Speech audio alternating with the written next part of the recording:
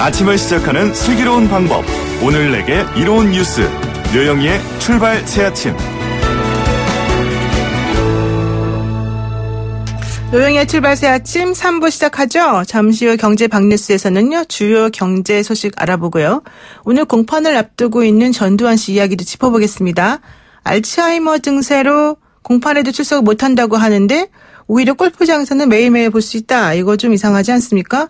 최근 공개된 동영상 보신 분들 중에 납득이 안 간다고 하시는 분들도 많을 것 같은데요. 한번 확인해 보겠습니다. 청취자 여러분께서 의견 주십시오. 방송 중에 함께합니다. 짧은 문자 50원, 긴 문자 100원에 유료 문자 샵 0945, 우물정 0945로 보내주시면 되고요. 유튜브 보이는 라디오 세팅창 열려 있습니다. 여러분들 들어와서 의견 주시면 적극적으로 반영합니다. 잠시 후 돌아오겠습니다. 사장님, 우리 집 바닥재 뭘로 하면 좋을까요? 요즘 잘 나가는 바닥재 스타 강마루 콤비강 모르세요?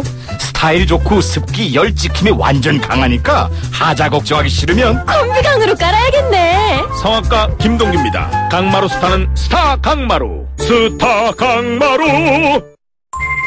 잇몸병 치료 잘하고 있지? 이 치료 잘 닦고 있지. 안 부어있지? 피도 안 나고 있지. 좋아지고 있지. 잇몸이 붓고 피날 때, 이치를 시작할 때. 닦으면서 치료까지. 잇몸병 잊지마. 이치. 부채표 동화약품. 하이마트 블랙페스타. TV사 냉장고사 휴대폰 당장 사러 가. TV사 냉장고사 휴대폰 당장 사러 가. 후딱하 후딱 사봐요. 시간 낭비하지 말고 하이마트로 가요. 11월 1일부터 12월 8일까지 자세한 내용은 매장 문의. 온도와 습도를 항상 일정하게 유지시켜주는 항온 항습기 전문기업 AR. 전산센터, 반도체 공장, 미술관, 박물관, 귀중품 보관실 등을 36년 축적된 기술로 AR이 지켜드립니다. 24시간 확실한 서비스 보장. 1855-0561. 알면 대박, 모르면 쪽박. 경제 박뉴스. 복잡하고 어려운 경제 이야기를 쉽고 재밌게 풀어드리는 시간이죠. 알면 대박, 모르면 쪽박. 경제 박뉴스 참 좋은 경제연구소 이인철 소장 만나보겠습니다. 소장님 안녕하세요. 네, 안녕하세요. 지금 세금이 덜 거친다. 그래서 나라 살림의 적자폭이 커진다. 이런 소식이 있네요. 그렇습니다. 나라 살림살이의 대표 지표격이라고 할 수 있는 올해 재정 수지가 지난 9월까지 역대 가장 큰 폭의 적자를 기록했습니다. 정부가 이제 경기 진작을 위해서 올 들어 씀씀이 9월까지 씀씀이를 보니까 총 368조 원의 나라 돈을 썼습니다. 지난해 같은 기간보다 41조 원, 10% 넘게 늘었는데요. 반면에 총 수입은 359조 5천억 원에 그쳤습니다. 이에 따라서 총 수입에서 총 지출을 뺀 통합재정 수지가 26조 5천억 원 적자였고, 여기서 이제 국민연금과 같은 사회보장성 기금 제외하고 정부의 실제 이 살림살이를 나타내는 관리재정 수지는 57조 원 적자를 기록했는데, 역대 가장 적자폭이 커진 근본적인 이유가 뭐냐? 이 근로장려금, 자녀 장려금이 늘었기 때문입니다. 지난 8월과 9월 이 근로 장려금 지난해보다 2배 이상 늘어서 5조 원으로 확대 지급한 것이 영향이 컸고, 반면에 이제 경기 부진 영향으로 세수가 줄고 있습니다. 9월까지 거둬들이는 세수는 지난해보다 5조 6천억 원 오히려 줄었는데, 네. 이렇게 국세 수입이 줄어든 건 2013년 이후 6년 만에 처음인데요. 문제는 올해보다 내년입니다. 내년에도 재정 투입 확대가 불가피한데요. 세수가 늘어날지 여전히 의문입니다. 그러니까 내년 그 정부 예산안이 사실은 역대 최고치로 높아서 이게 전부 다 이제 세금이나 이런 그 돈을 많이 있어야지 이루어지는 정책이지 않습니까? 이게 잘 될지 모르겠습니다. 근데 우리나라 국가빚이 또 다른 선진국하고 비교해서도 빠른 속도로 늘어난다 이런 소식도 있어서요. 그렇습니다.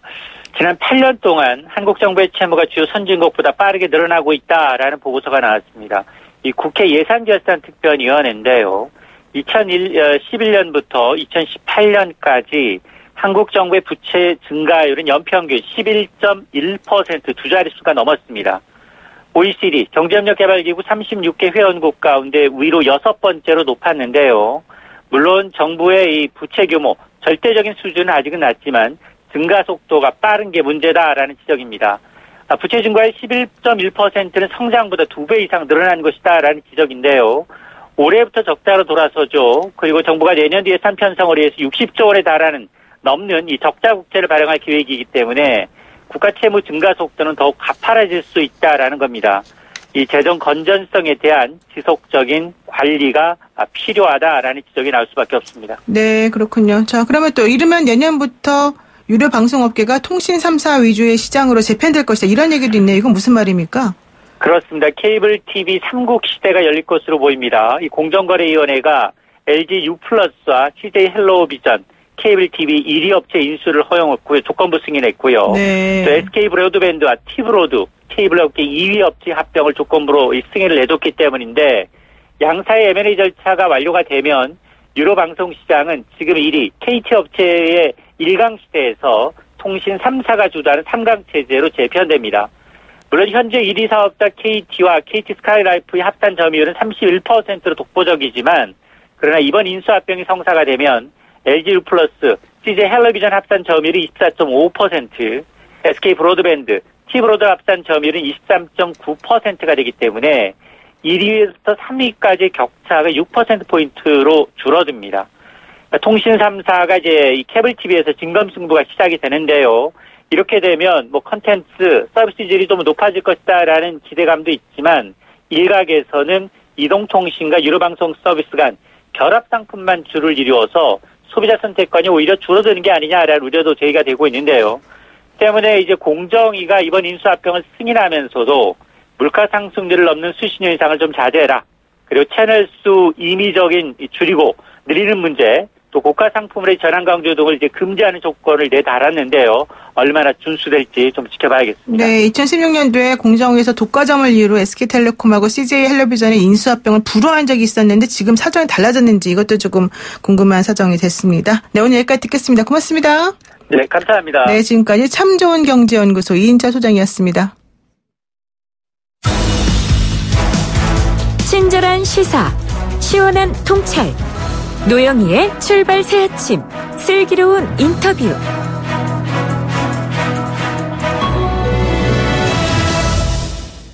네, 오늘 오후 2시 광주에서 전두환 전 대통령에 대한 형사재판이 열리죠. 5.18 진상규명을 위해서 광주 시민의 목소리를 대변하고 계시는 민변 광주 전남 지부장이자 전두환 회고록 관련 피해자 측 법률 대리인 맡고 계시는 김정호 변호사 연결해서 자세한 얘기 나눠보겠습니다. 변호사님 안녕하세요. 안녕하십니까. 네, 그 이만솔 정의당 부대표가 전두환 씨의 그 골프 현장을 찾아간 게 뉴스가 지난주에 됐었습니다. 이거 어떻게 보셨습니까? 사실은 뭐 되게 황당하다는 느낌이죠. 황당하다. 재판부 얘기는 불출석 사유로 냈던 어떤 건강상의 이유나 알츠하이머 이런 내용들이 전부 다 전제가 무너지는 것을 직접 눈으로 목격했기 때문에 네. 참 법질서에 대한 이게 기망이다. 또 국민에 대한 상당한 기망이다 이런 생각을 했습니다. 사실 뭐 형사재판을 받고 있는 피고인이 자기 재판에는 안 나오면서 골프 치러 다닌다? 이거 좀 상상하기 어려운 분위기인데 사실은. 지금 다른 분들도 조금 황당하게 느끼시긴 할 것 같아요. 이 황당할 뿐만 아니라 분노를 표현하실 분도 계시고 뭐 법 앞에 모든 사람이 만인의 평등해야 되는데 네. 본인의 재판을 버젓이 놔두고 골프를 치고 다니는 모습은 국민들에게 비춰지는 모습뿐만 아니라 사법적인 측면에 있어서도 심각한 문제점을 보여주는 상징적인 장면이라고 생각합니다. 근데 이제 이런 경우에는 보통 그 재판부가 상황을 인지하게 되면 정말 못 나올 상황이 아니라고 한다면 강제 구인을 하지 않습니까? 원칙적으로 작년 사실 2018년 그 6월에 기소된 이후에 계속적으로 여러 가지 핑계를 대고 안 나오거든요. 그래서 네. 올해 3월 11일 날 이제 강제 구인까지 됐었고요. 네. 근데 그때 와서 얘기했던 부분들이 광주하고 서울은 장거리이기 때문에 이동이 어렵다, 고령이어서. 네. 그리고 알츠하이머에 걸려 있어서 의사소통도 불가능하고 이순자 씨가 옆에 있어야지만이 그나마 그 통역 비슷하게 의사 전달이 된다는 정도로 얘기를 했었어요. 네. 그 재판부가 그걸 받아들여서 불출석 결정을 허가를 해줬고 그 이후로 지금은 20명의 증인이 증인신문이 있는 동안 한 번도 나오지 않았거든요. 근데 네. 이번 골프 그 화면을 보니까 뭐 정정하고 뭐 그 18홀을 다 도울 뿐만 아니라 본인 스코어 계산도 다 하고 또 그 정의당 이만솔 대표가 묻는 질문에 본인의 의사를 아주 명확하게 표현하는 걸 봤을 때는 재판을 받을 수 없는 상태가 아니라는 것은 분명해 보이는 것 같습니다. 그러니까 이만슬 부대표가 사실 직접 물어보기도 했는데 그리고 난 다음에 이런 얘기했죠. 정확하게 자기가 하고 싶은 얘기를 아주 잘 표현을 해서 재판에 아무 문제가 없다고 본다 이렇게 말하기도 했는데 상당히 아이러니한 상황인 것 같습니다. 근데 그동안에 재판을 계속 참석하지 않으셨습니까? 변호사님께서는? 그렇습니다. 네, 그때 계속 참석했습니다. 분위기는 그러면 어땠습니까? 재판장의 태도라든가 뭐 검찰의 입장이라든가 이런 거는요? 그 3월에 본인이 이제 강제구인 됐다가 불출석을 요청했던 상황은 네. 본인이 이제 알츠하이머에 걸렸다는 약간 그런 연출도 일부 있었겠죠. 하지만 그렇죠. 네. 외면에 보이기에는 그게 건강해 보이지 않는다 이런 느낌을 못 받았었거든요. 네. 근데 지금 재판이 그 뒤로 계속 이어져 왔으나 지금은 불출석을 허가할 수 있는 전제 조건이 모두 무너졌다고 생각합니다. 네. 당장 오늘 11일 재판에는 못 나온다 하더라도 12월 기일 또 1월 기일에는 반드시 이제 다시 정상적인 국민과 똑같이 소환장을 발부해서 출석하게 해서 재판을 받게 해야 되지 않을까 생각하고 있습니다. 네, 좋습니다. 이제 그 재판 참석 관련된 문제는 여기까지 하기로 하고요. 그다음 질문 한번 해보겠습니다. 오늘 2시 재판의 주요 내용은 뭡니까? 지금 사실 지금까지 1980년 5월 당시에 헬기 사격을 목격한 증인들에 대해서 20명 가까이 증인신문이 이루어졌습니다. 네. 오늘 사실 증인신문의 마지막으로 보이는데요. 이제 지금까지는 그 객관적인 제3자적 위치에 있는 목격자들이 진술을 했다면 그 변호인 측이 전두환 씨 측이 신청한 증인이 당시 헬기 사격의 그 조종사들, 그러니까 군에 복무하고 있었던 그 조종사들 중심으로 헬기 사격에 대해 관여한 분들에 대한 증인신문이 마지막으로 예정되어 있습니다. 아, 마지막 증인신문이군요. 그 재판의 주요 쟁점 중 하나가 바로 이제 헬기 사격 관련된 부분이었는데요. 지금 오늘 5명의 증인이 나온다는 얘기 아니겠습니까? 근데 여기에 대해서 검찰이 뭐라고 얘기하냐면 이 사람들 증언은 못 믿겠다. 왜? 공범에 가까운 당사자이기 때문에 이렇게 말하고 있습니다. 이거 어떻게 보십니까? 저도 검찰의 주장에 전적으로 입장을 시각을 동의하는 입장인데 그 이유는 기본적인 형사재판이나 민사재판이나 증인은 객관적인 상황을 목격한 제3자적 지위가 있는 분들이 가장 중요한 증인입니다. 네. 이 사건에서 오늘 증인으로 출석하신 분들은 개헌군의 일원으로 헬기 사격을 했다고 의심받는 분은요. 그러면 사실 제3자이기보다는 당사자, 네, 당사자. 공범에 가까운 분들이기 네. 때문에 그분들의 증언을 과연 신빙할 수 있겠냐는 측면 첫 번째 측면이고요. 두 번째는 법률상으로도 증언 거부 사유가 있는 증인들입니다. 그래서 증인 적격이 있는지도 의문이고 네. 세 번째 과연 이분들이 처벌을 무릅쓰고 증언할 수 있겠느냐 오히려 다른 얘기를 할 가능성이 높아 보이기 때문에 큰 의미를 부여할 수는 없는 증인이지만 그래도 그들이 어떤 말을 하고 있는지 또 용기를 낼 수 있는지 지켜볼 생각입니다. 그래서 또 이제 검찰 측이 얼마나 또 신문을 잘하느냐에 따라서 또 진실이 나올 수도 있죠, 사실은. 자, 그리고 지금 광주 시민을 가장 화나게 하는 것 중에 하나가 바로 전두환 씨가 왜 5.18 얘기를 자꾸 나한테 하느냐. 나는 5.18과 무관하다. 뭐 이런 얘기 지금 하고 있잖아요. 근데 사실은 5.18 민주화 당시에 내란 목적 살인 혐의로 유죄가 인정이 되고 사형까지 선고됐었단 말이죠. 이런데도 불구하고 전두환 씨가 본인의 관련성을 무시하고 부인한다? 이거 좀 이상하지 않습니까? 어떻게 보세요? 그 1997년 4월에 있었던 대법원의 확정 판결에서 네. 본인 1980년 5월 27일에 내란 목적 살인 인정되고 나머지 5월 21일, 5월 24일 살상행위에 대해서도 내란죄는 다 인정이 됐습니다. 네. 그 부분은 확정됐기 때문에 그 부분의 책임을 부인한다는 것 자체가 어불성설이고요. 2017년 4월에 이 전두환 회고록을 발간해서 또 이와 같은 주장을 반복하다가 또 허위사실로 이 출판 및 배포 금지 결정된 상태이거든요. 네. 그래서 이것은 사법적 판단이 끝난 사안임에도 불구하고 본인 나름대로의 어떤 변명으로 일관한 정치 일종의 행보를 하지 않을까. 자기의 진실을 왜곡하고 하는 세력들과 같이 함께 뭔가 정치 행위를 한다는 이런 느낌을 들고 있고요. 그렇지만 안타까운 것은 전직 대통령까지 하신 분이 최소한 사법부의 판결조차도 부인하는 이러한 태도에 대해서는 몹시 자괴감과 분노감이 있는 상황입니다. 지금 그 조비오 신부, 고 조비오 신부의 조카이자 이번 재판의 고소인 그 조용대 신부, 이분들이 사실은 그 원래 피고인 측 재판 지연 작전에 사법부가 조금 휩쓸리고 있다 이런 얘기를 하면서 호소를 하고 있는 거거든요. 이거 어떻게 보십니까? 현재 재판이 제대로 공정하게 진행되고 있다고 보십니까? 예, 재판은 저는 공정하게 진행되고 있다고 보고 있고요. 다만 많은 증인들 더 객관적 사실을 확인하기 위해서 재판이 좀 느려지고 있다 이런 생각이 들고 있고 재판 자체가 재판부가 공정하게 하고 있지 않다 이렇게 봐서는 안 될 것 같고요. 다만 이제 재판부한테 이제 아쉬워하는 부분은 전두환 피고인에 대해서 불출석 허가를 해준 부분. 그래서 그분이 버젓이 밖에서 재판은 받지 않고 골프 치고 있는 이 상황을 좀 사법 불공정 또 만연에 평등해야 되는데 그렇지 않다. 전두환 씨에게 특혜를 주고 있다. 아마 이런 식에 대한 아쉬움이 아닌가 싶습니다. 그러니까 재판 자체는 공정하게 잘 진행이 되고 있는데 좀 안타까운 점은 전두환 씨에 대해서 불출석 허가를 해줌으로 인해서 오히려 그 사람에게 출석하지 않아도 된다는 어떤 그 당위성 명분을 주었다는 게 좀 안타깝다 이런 얘기네요. 그래서 왜냐하면 본인이 피고인인데 본인이 부인하고 있는 사실을 객관적인 3자들이 증언하고 있잖아요. 피고인이 당연히 그걸 보고 본인 스스로 성찰해야 될 시간인 것 같은데 본인이 법정에서 그 성찰할 시간이 없잖아요. 네, 그렇군요. 네, 알겠습니다. 네, 여기에 대해서 또 한번 오늘 재판 어떻게 진행되는지 보고 앞으로 재판 진행 상황까지 확인한 다음에 또 다시 한번 얘기 나누겠습니다. 고맙습니다. 예. 네, 고맙습니다. 지금까지 김정호 변호사님과 얘기 나눴습니다.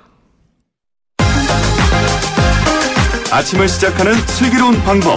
오늘 내게 이로운 뉴스. 노영희의 출발 새 아침 슬기로운 인터뷰. 네, 슬기로운 인터뷰 시간인데요. 좀 전에 그 전두환 씨 재판 관련해서 YEJ라고 하는 분께서 유튜브를 통해서 눈 가리고 아웅하냐 국민들을 우습게 보는 거죠. 전두환은 철옹성인가 이런 의견 보내주셨는데요. 아마 이런 식으로 화나시는 분들 좀 있으실 것 같아요. 네, 전두환 씨 재판에 대해서는 저희가 차후 다시 얘기를 해드리기로 하겠습니다. 그리고요, 이제 슬기로운 인터뷰 지금 3부, 그 세 번째 슬기로운 인터뷰 시간을 가질 건데요. 오늘 여당발 모병제 논의에 대해서 한번 얘기 나눠보겠습니다. 민주연구원에서 단계적 모병제를 제안했는데 보수 야당을 중심으로 반발이 거세고요. 또 민주당 내에서도 여러 가지 얘기가 있는 것 같습니다. 정쟁의 문제를 떠나서 인구 절벽이 코앞에 있는 지금 현실에서 특히 전 세계적으로 지금 우리만 분단 국가 아니겠습니까? 이런 상황에서 모병제 과연 지금 적절한가? 너무 시기상조인가 한번 의견 들어보겠습니다. 특히 청취자 여러분께서도요. 얘기 들어보시고 어느 쪽 의견 설득력 있다고 생각하시는지 문자나 유튜브로 참여해 주시기 바랍니다. 먼저 김대영 한국국가전략연구원 연구위원회 이야기부터 한번 들어보도록 하겠습니다. 위원님 안녕하세요. 예, 안녕하십니까? 네, 위원님께서는 2019년 현재 지금 모병제 논의가 여당발로 나온 것에 대해서 어떻게 생각하십니까? 모병제에 대한 논의가 활발하게 이루어지는 것은 고무적인 일이라고 할 수 있지만은, 네. 다만 정치권에서 이 모병제 얘기를 들고 나오는 건 조금 위험하지 않나 이런 생각을 갖고 있습니다. 그러니까 논의는 할 수 있는데 이걸 왜 정치권에서 이렇게 들고 나오느냐? 예, 그렇습니다. 그렇군요. 이게 정치권에서 나오는 거하고 그냥 일반인이 내는 거하고 좀 다른가요? 일례로 이게 만약에 모병제가 예를 들어 일종의 정쟁의 도구로 활용이 되거나 아니면 총선이나 대선에서 이렇게 활용이 될 경우에는 사실 위험성이 상당히 높습니다. 일례로 대만 같은 경우에도 과거 국민당 마인주 총통이 당선됐을 때 이 모병제를 들고 나왔었는데요.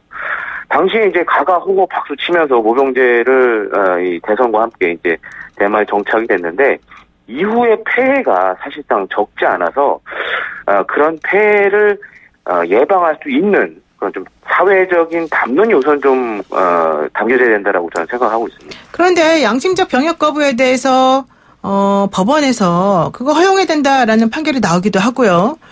또 사실은 무죄 판결 받은 사람도 상당히 많은 지금 시대 상황이 좀 바뀌지 않았느냐 이런 얘기도 있고요. 또 하나는 전쟁이 나도 예전하고 다르게 그렇게 막 사람을 많이 필요해서 하는 것보다는 디지털화되어 있고 이러기 때문에 숫자가 자체가 중요한 건 아니다 이런 얘기도 있거든요.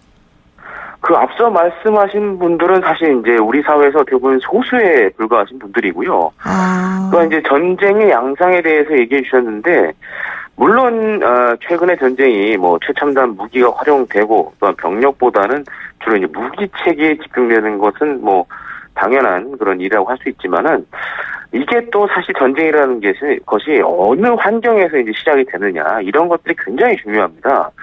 가령 예를 들어서 우리나라 같은 경우에는 산악 지형이 많기 때문에 뒤에도 이제 말씀드리겠지만 이라크전과 달리 그만큼 많은 병력을 필요로 하는 그런 상황입니다. 그리고 또 북한과는 우리가 지상으로 맞닿아 있고 또 주변 가운데 중국 같은 경우에도 중국, 일본 같은 경우에도 가까운 곳에 위치하고 있기 때문에 그런 총체적인 환경을 고려해 봤을 때도 적정 병력이 가지고 있어야지만 향후 뭐 한반도의 그런 안보 상황에 대응할 수 있다고 이렇게 보고 있습니다. 지금 병력 얘기를 해주셨는데 그럼 우리 군 병력이 현재 어느 정도나 됩니까?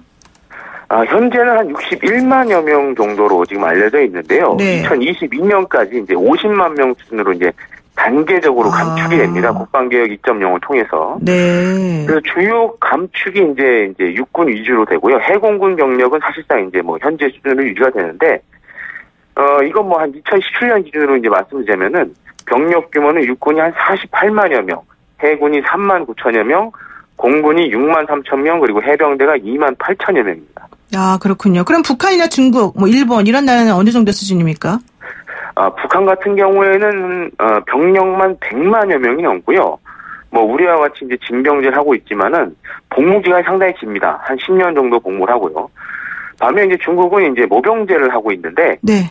230만 명 정도 됩니다. 이것도 이제 2017년 기준이고, 다만 이제 생각하실 때 중국 같은 경우에는 뭐 인구가 13억에 달하기 때문에 뭐 이 정도면 충분히 이제 커버할 수 있는 인적 자원이 되고요. 네. 일본 같은 경우에는 25만 명 정도 되는데 인구가 일본도 한 1억 정도 되죠. 그런 점을 좀 감안해 줬으면 합니다. 근데 지금 모병제 얘기가 나오는 이유 중에 하나가 어차피 뭐 징병제를 해도 사람이 없다 이거 아니겠습니까?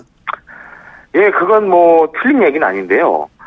모병제 같은 경우에는 그야말로 정점에 달했을 때 필요한 상황이지 당장 이것을 시작했을 경우에는 폐해가 사실 적지 않습니다. 일례로 이제 대만 같은 경우에도 과거 징병제하다 모병제로 이제 전환한 상황인데요. 근데 문제가 애초 이제 생각했던 병력이 한 20만 명 정도로 모병제를 하려고 했는데 모병이 안 되다 보니까 20만 명을 지금 다 못 채우는 상황이 오고 있습니다. 아, 모병이 안 됩니까? 모병을 해도? 예, 그렇습니다. 가장 큰 이유가 뭐 아무리 이제 월급을 많이 준다고 해도 사실 뭐 군대에서 생활하는 것보다 사회에서 월급을 적게 받더라도 차라리 그게 낫다라는 인식이 더 강하고, 또 한 가지로는 지금은 사실 우리가 이제 징집자원과 우리나라도 사실 이제 부분적인 모병을 하고 있지 않습니까? 장교라든가 부사관은 이제 모병을 하고 있는데 이 징집자원과 모병자원이 지금은 이제 어떻게 보면 분리되어 있는 상황인데 이것이 이제 모병제로 완전 전환하게 되면 이제 합쳐지게 됩니다. 그렇게 되면은 이제 병으로 가거나 부사관으로 가거나 장교로 가거나 이런 인력 자원 내에서 굉장히 이제 수도 적어지면서 더 치열한 이게 싸움이 될 수밖에 없는 것이죠. 그리고 또 한 가지가 만약 병에게 뭐 일례로 이건 예로 말씀드린 거지만은 예를 들어 월급을 300만 원 준다 그러면은 장교라든가 부사관들은 뭐 못하더라도 거의 1.5배, 2배 정도는 줘야 됩니다. 그럴 경우에는 인건비로 대부분이 이제 국방 예산에 사용되게 되고, 그렇게 되면 이제 최첨단 무기 도입하는 비용은 점점 줄어들 수밖에 없는 것이죠. 아, 그러니까 사실 이제 돈이 또 문제가 될 수 있다 이런 얘기신 건데요.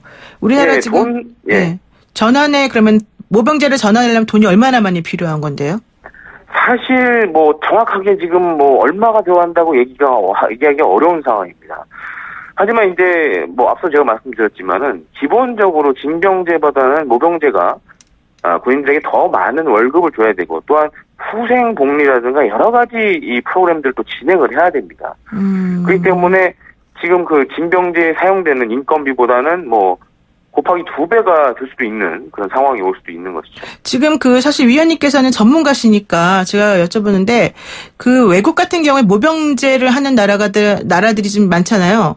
그런 나라들은 지금 현재 그 돌아간 시스템이 잘 이루어지고 있다, 효율적이다, 잘 되고 있다 이렇게 보십니까?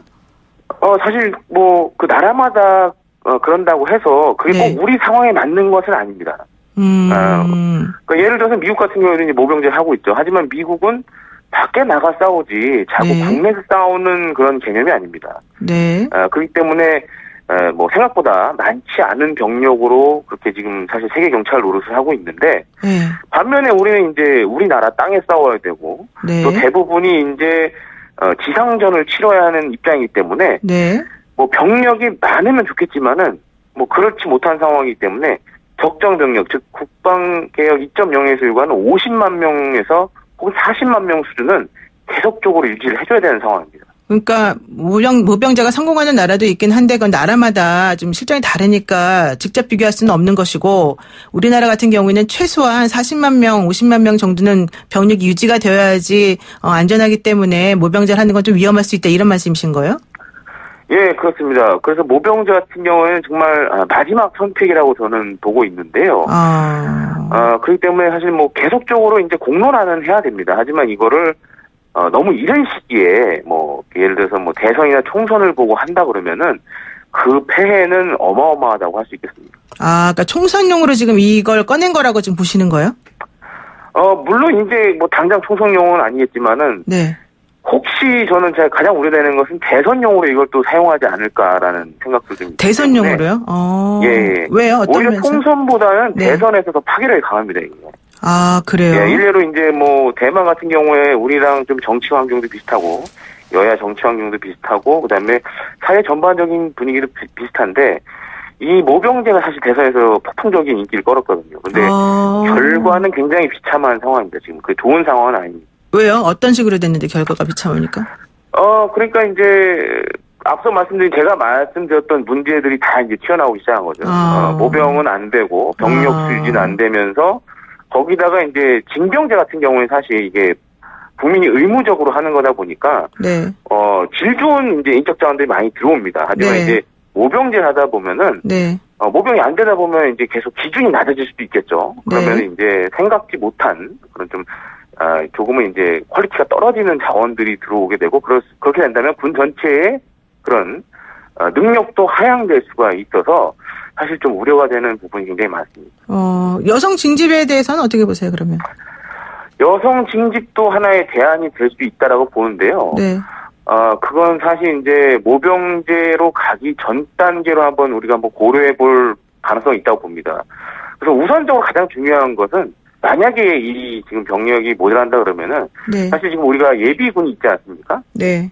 예, 지금 그래서 예비군 정예화를 많이 하고 있는데 이 예비군들의 정예화를 지금보다는 더 높은 수준으로 그야말로 그 전방에 있는 부대와 동일한 장비와 무기를 지급하면서 유사시에는 바로 쓸 수 있는 그런 예비 전력을 좀 정예화하는 데 우선 투자를 해야 되고요. 네.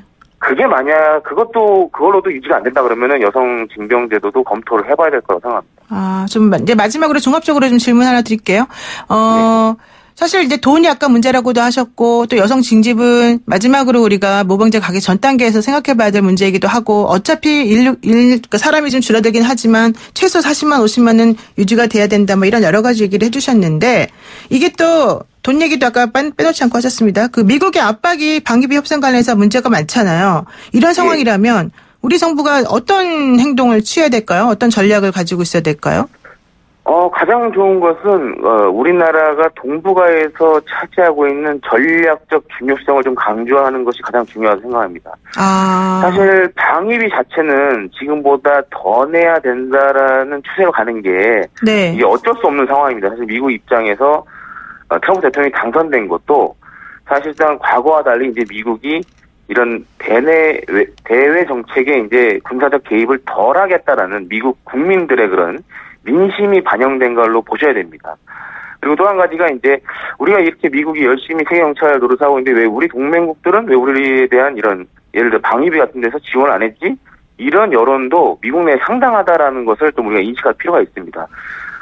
따라서 물론 이제 미국이 요구하는 대로 다 줄 수는 없지만은 사실 한미 양국이 얼마든지 협상한다면 접점을 찾을 수 있기 때문에 그런 측면에서 우리나라가 가지고 있는 그런 미국의 전략에서 가지고 있는 그런 중요성들을 우리 정부가 좀 강력하게 주장할 필요가 있다고 보여집니다. 그러니까 우리나라가 좀 더 적극적으로 우리나라의 그런 지리적인 위치라든가 세계적으로 좀 차지하는 이런 그 군 전략과 관련된 문제에서의 그런 것을 좀 어필하는 게 필요할 것이다 이런 얘기십니다. 네, 고맙습니다. 말씀 여기까지 드릴게요. 고맙습니다.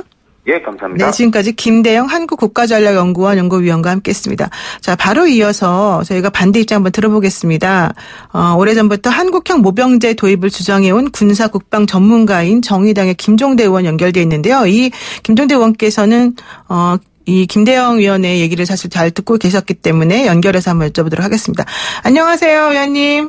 네, 안녕하세요. 네, 먼저 의원님께서는 국방 전문가이기도 하시고 한국형 모병제 도입을 계속 주장해 오신 분으로서 2019년 현재 민주당에서 얘기하고 있는 모병제 논의 이게 과연 시급한 상황이라고 보십니까? 적절하다고? 많이 늦었다고 생각합니다. 오히려 늦었다고 보세요? 예, 지난 대선 총선 때 이미 다 논의가 됐던 건데, 네. 사실 여야를 가리지 않고 이게 보수 진보 문제가 아니에요. 네. 뜻밖의 분들이 이제 모병제를 들고 나왔죠. 그런데 이걸 단순히 선거용이라고 보기에는 여러 그 시간에 걸쳐 논의된 거기 때문에 이젠 진지하게 검토할 때가 됐고, 또 인구 절벽 속도가 너무 빨라가지고 지금 군의 어떤 과감한 체질 전환을 이야기할 수 있는 시기를 확보했었어야 되는데, 네. 선거 때만 반짝 얘기되고 와서 문제지, 이 이야기는 적어도 한 10년 전부터 논의가 됐었어야 되고 지금은 새로운 안이 나왔어야 된다고 생각을 합니다. 그러면은 의원님께서 말씀하시는 한국형 모병제 이건 도대체 어떤 내용인가요? 우선 상황인식부터 말씀드리면은 한국 징병제는 현재 와해 직전이다. 와해 직전이다? 예. 사실상 한 귀퉁이부터 붕괴되기 시작했고 2025년이 되면은 이제 뿌리채 흔들릴 것이다. 이런 어떤 엄중한 인식이 있어야 되겠습니다. 제가 국회의원이 되던 2016년에 우리나라 21세 남자가 35만 명이었는데, 네. 2022년이 되면 이 해가 이제 국방개혁이 완료되는 해예요. 25만으로 줄어듭니다. 그러니까 청년 인구의 3분의 1이 감소하는 거거든요. 네. 그러니까 2025년 중반 이후에는 20만 명 유지도 안 됩니다.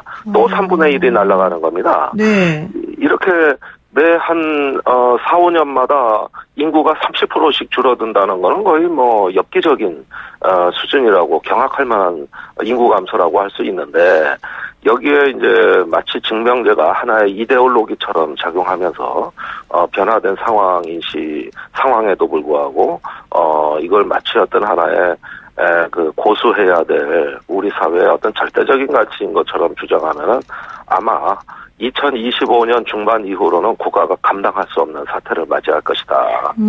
그런 점에서 지금 전환을 서둘러야 2025년경에 가서 겨우 대비할 수 있는 수준이라고 저는 보고 있어요.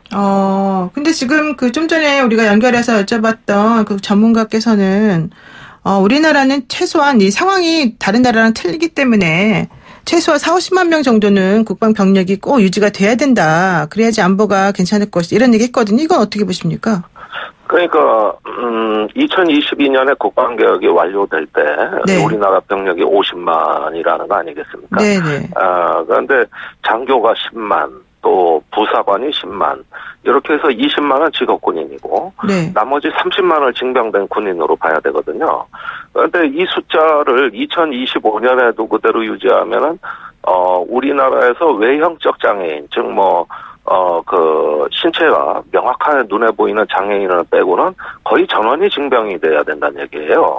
그나마도 그래도 모자랍니다, 사실은. 그런데 아시다시피 보십시오. 우리나라 지금 청년들의 질병이 갈수록 성인 질병의 연령이 낮아지고 있고요. 그다음에 더 한 가지는 우리나라가 서유럽보다 청년들의 사회 진출 연령이 한 7년 정도 늦습니다.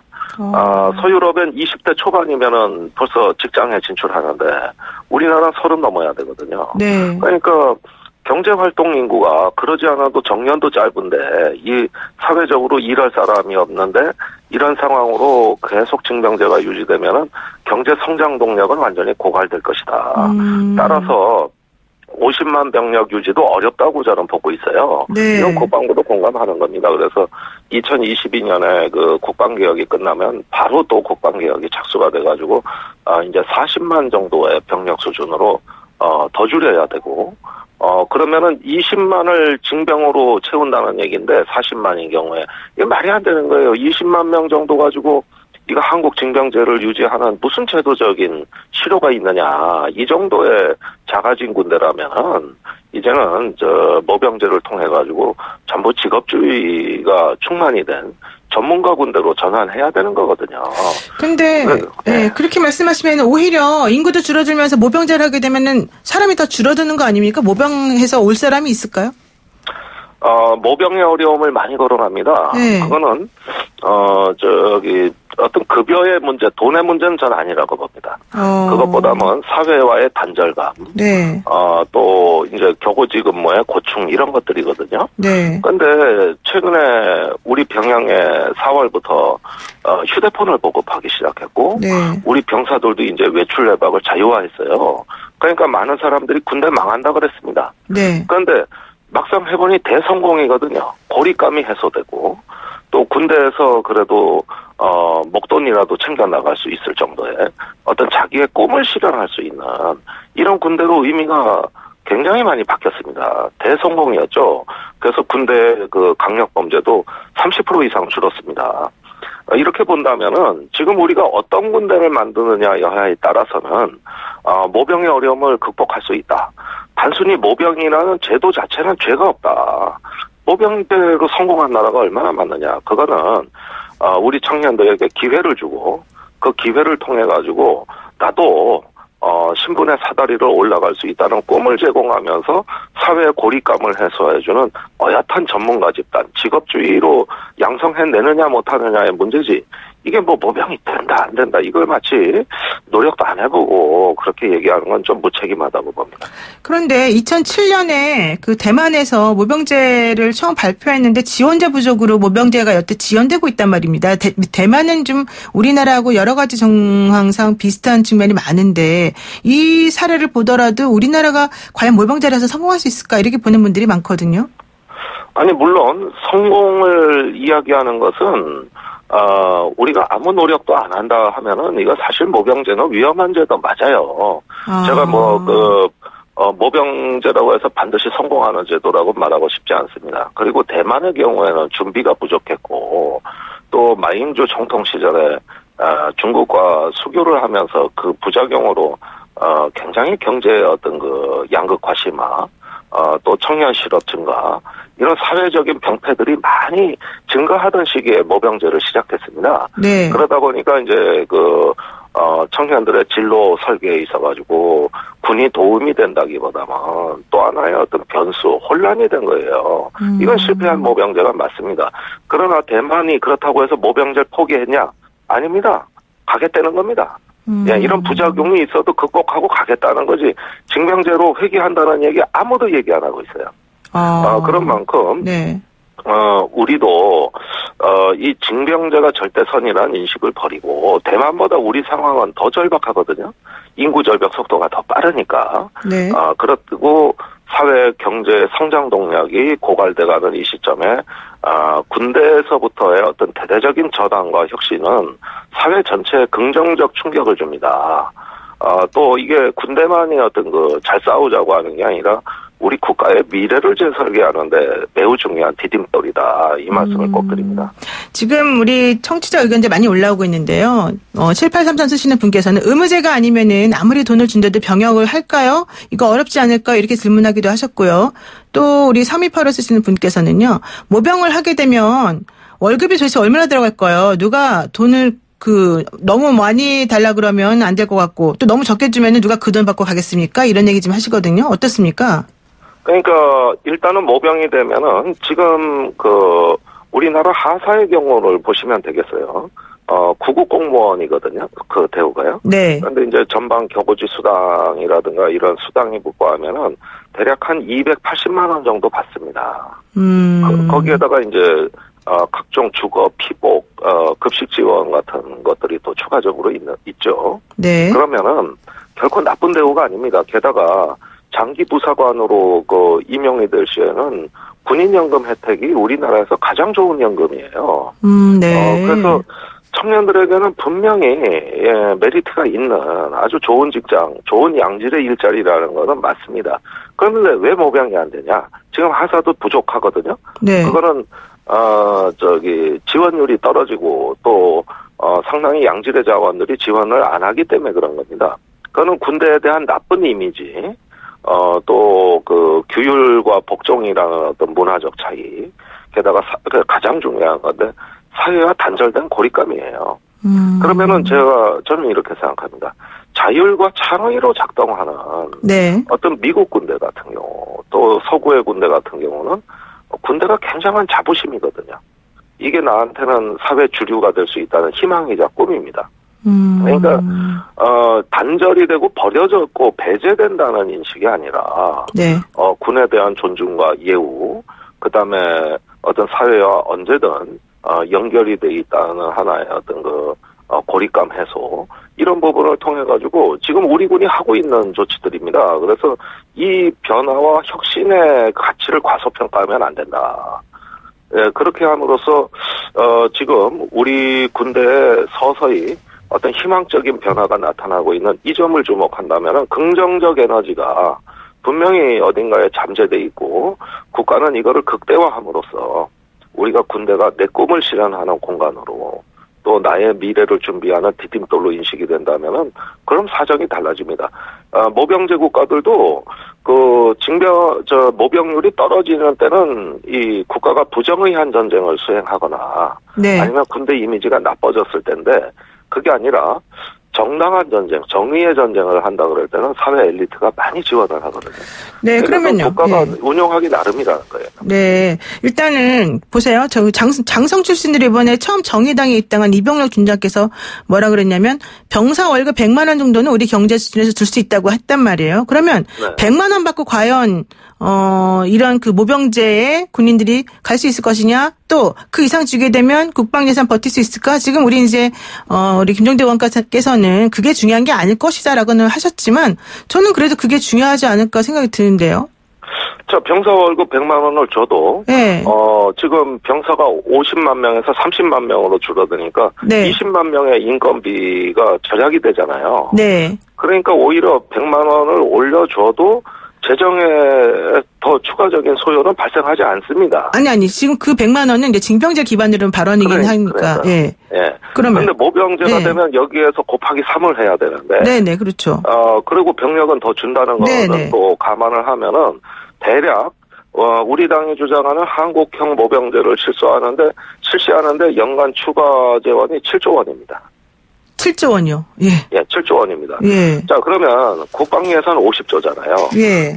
여기에 7조 원을 투입하되 각종 병영 시설이라든가 장비의 숫자는 줄겠죠? 네. 그러면은 여기 7조 원에서 절감되는 예산은 빼야 될 거 아닙니까? 오히려. 예, 그렇게 되면은 대략 제가 보기엔 순수한 투자비는 3조 내지 4조면은 된다고 보입니다. 우리가 충분히 감당할 수 있는 돈입니다. 충분히 가능하다. 오히려 국방 예산이 많이 있고 오히려 이렇게 함으로 인해서 안 들어가는 돈들이 있으니까 그거를 플러스 마이너스 해보면은 오히려 그렇게까지 걱정 안 할 수준이다. 예, 그리고 워낙 병사 인건비가 지금까지 국방비의 4.2%로 거의 미미한 수준이었기 때문에. 그렇죠. 예. 그동안에 적게 준 게 문제지 어떻게 앞으로 많이 주는 게 문제입니까? 네, 지금까지 공짜로 썼는데. 알겠습니다. 또 이런 얘기도 있어요. 그럼 그동안에 군대 갔다 온 사람들만 억울한 거 아니냐. 이런 얘기는 어떻게 보세요? 그런 가정적인 접근은, 예. 네. 그렇게 따지면은 이 징병제고 모병제고 다 집어치고 저 참전용사들부터 예우해야죠. 그럼 우린 군대 가서 다쳤는데 우린 뭐냐 이렇게 하면은 그건 순환논법에 빠져 답이 안 나오는 얘기죠. 네. 이 얘기는 제가 약간 좀 우스갯소리를 한 건데 사실 이 얘기가 왜 나왔냐면 지금 이 모병제 논의 찬성 반대 이것도 중요하긴 한데 지금 이 시점에서 하필이면 이걸 왜 꺼냈느냐 이것 때문에 제가 여쭤본 거거든요, 사실은. 그러니까 정치적 이유야 있겠죠. 그러나 우리가 처한 절박한 현실. 지금 4차 산업혁명 시대입니다. 네. 그런데 우리 18개월 근무하는 징병된 병사들이 어떤 전문 분야는 많게는 기본 훈련 외에도 6주를 추가로 교육을 받고 심지어 3개월까지 화학병과 같은 경우 교육을 받아요. 네. 그러면 18개월 근무하는 동안에 넉 달을 교육으로 빼고 나면은 나머지 14개월 근무하는 게 어떻게 효율적입니까? 네. 이제는 군도 전문화되기 때문에 고숙련의 전문 병사들을 많이 필요로 하고 있는 상황에서 18개월 징병제를 유지한다 한들 변화되는 어떤 기술 속도를 따라잡을 수 있겠어요? 네. 그러니까 군대가 지금 요구되는 기술과 직무가 변화하고 있다는 걸 봐야지 이거를 징병된 병사들한테 맡긴다는 건 무책임한 일이다.